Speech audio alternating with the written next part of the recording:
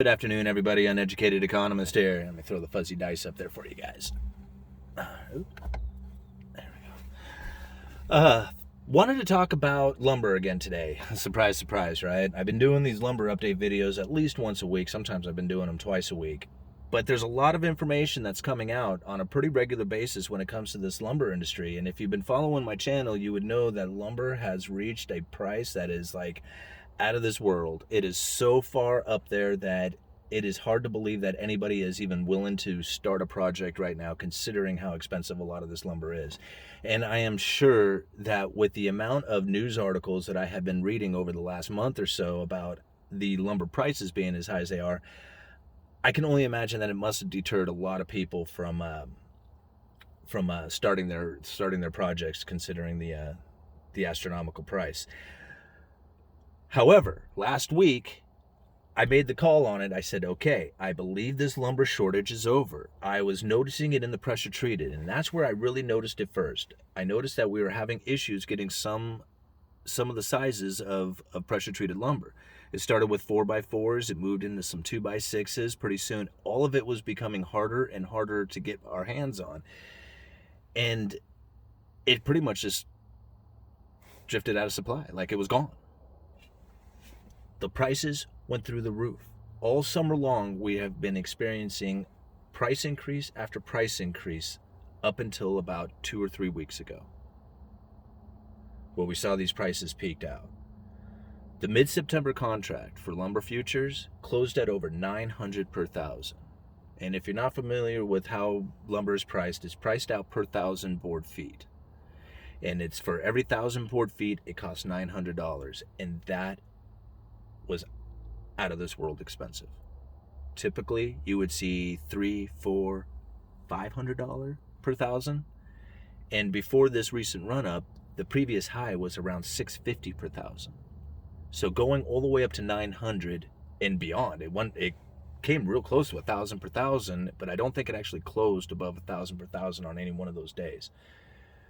But when the contract closed out, when it completed on September 15th, it was just over 900 per thousand, and it just had lumber prices just out of this world. And up until yesterday, I had yet to see anybody talking about the lumber shortage being over and that the prices could be coming down.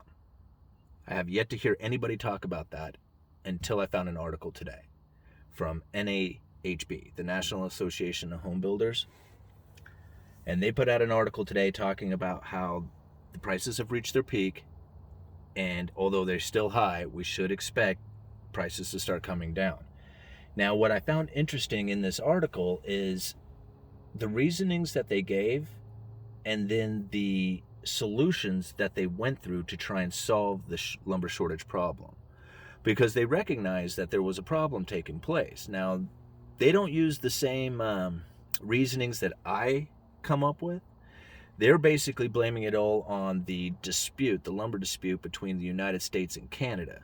Now, if you're not quite realizing it, the United States gets an intense amount of lumber from Canada. I mean, a lot of it. There was a time when I walked through, because I work at a lumber yard here, there was a time when I walked through our lumber yard and every single unit had come from Canada. And right now, we have a bunch of stuff that had come from Canada, from Inifer up there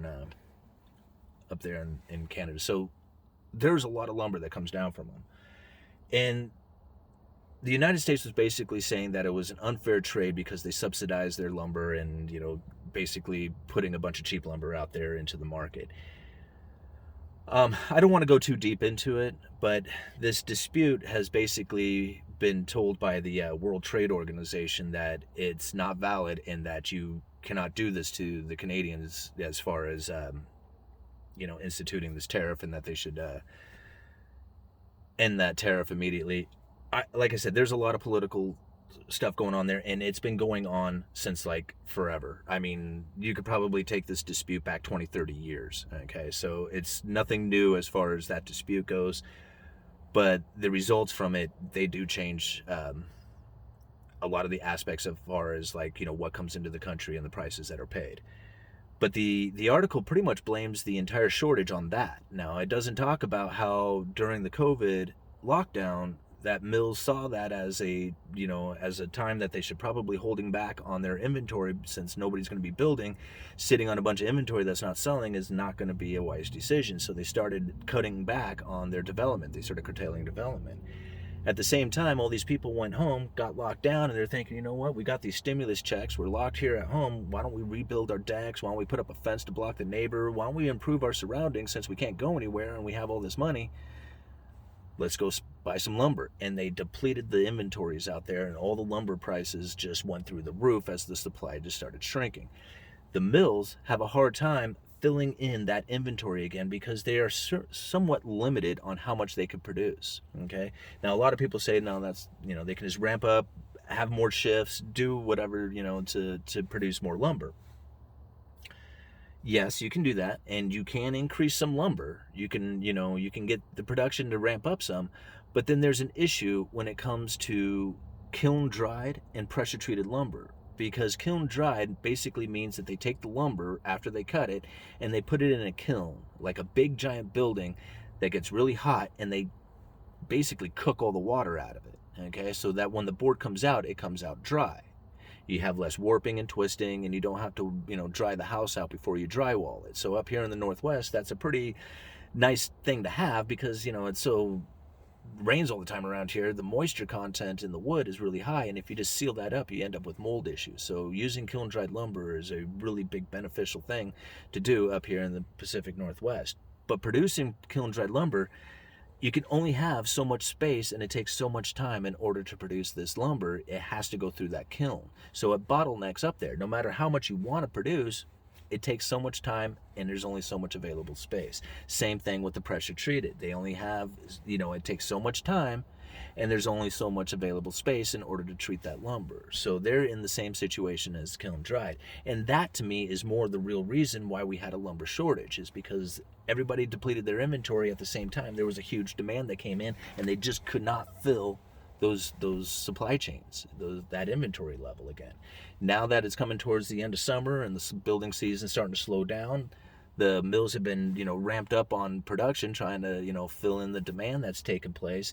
And now we're starting to see the inventory levels start to rise. Once the inventory levels rise, then we're going to start seeing the prices start to come down. Here's the problem that comes with the prices coming down, is that all the lumber yards and all the builders out there have already purchased expensive lumber. Now think about that for a little bit. No matter where you go right now, you walk into the store, they're sitting on expensive lumber. And even though the lumber future prices are starting to drop and the inventories or levels are starting to rise, those stores need to make up for the fact that they bought expensive lumber. And so the prices are going to have to come down much farther out there into the future as these inventory of the expensive lumber gets depleted first. You see what's happening there? So now here the National Association of Home Builders has gone to Congress, and they've gone to everybody saying, you need to do something about this. We need to, get government to act on this. We need to get these lumber producers to start ramping up production and, making the shortage go away. And here right about now is when things are starting to slow down, and the inventory levels are going to basically cure themselves. But, they're going to have government get into the middle of it and do something about it. Anyway, found that to be an interesting article. I think from now on you'll start seeing how the great lumber shortage is over, and you're going to start seeing prices start to come down. It's going to take a little bit of time, so if you're looking to do a pretty decent sized project, I would look to maybe starting it in the new year. I think that's probably when you're going to see the prices really start to be noticeably dropping. I don't think, the next month or so, it's probably going to, on the retail end, I think prices are still going to remain high. I think plywood, a lot of the plywood out there is probably going to stay, somewhat elevated in price for a while. But I think the availability is coming back online, and the increases, I don't see them taking place anymore. I see decreasing in pricing from here. Okay, Uneducated Economist. You guys let me know, and I'll leave a link down in the description for that article.